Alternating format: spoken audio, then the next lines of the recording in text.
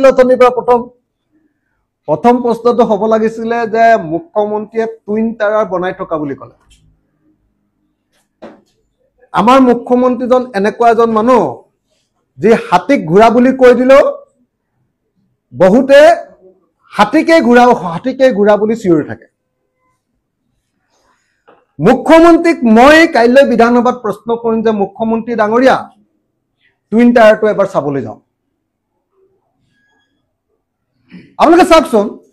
twin tower বনাম বুলি কৈছিলে ট্ৰেড চেণ্টাৰৰ কাৰণে ট্ৰেড চেণ্টাৰ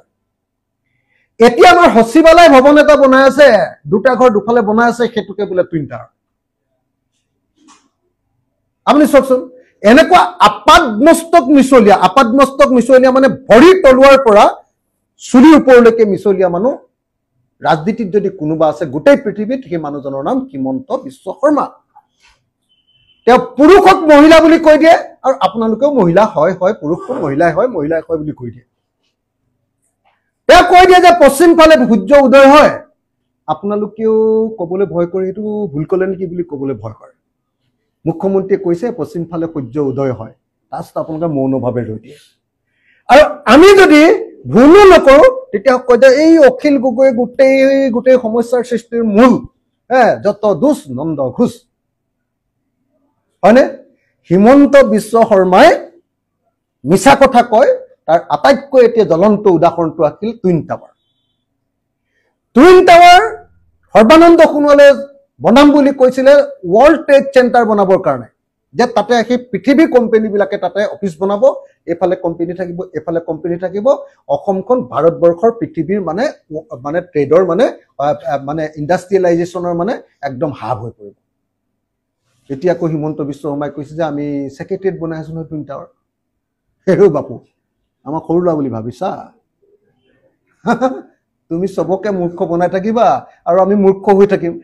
তুমি যাক বনাব পৰা বনাই থাকা কিন্তু আমিতো নামানো ভাই আৰু নামানো কাৰণে তুমিতো আমাৰ ওপৰত এনেকুৱা এটেক কৰি থাকা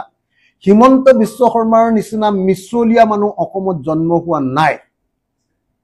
অসমৰ ৰাজনীতিতো নাছিলে অসমতো জন্ম হোৱা নাছিলে ভৱিষ্যতে কেতিয়াবা হিমন্ত বিশ্ব শৰ্মা বুলি সব মিছলীয়া গাঁৱৰ মিছলীয়া ল'ৰাবিলাকৰ নাম হিমন্ত বিশ্ব শৰ্মা বুলি নাম ৰাখিব চাই থাকক আপুনি সব পৃথিৱীৰ মিছলীয়া 2 নম্বৰী দগাবাজগীটাৰ নাম হিমন্ত বিশ্ব শৰ্মা বুলি ক'ব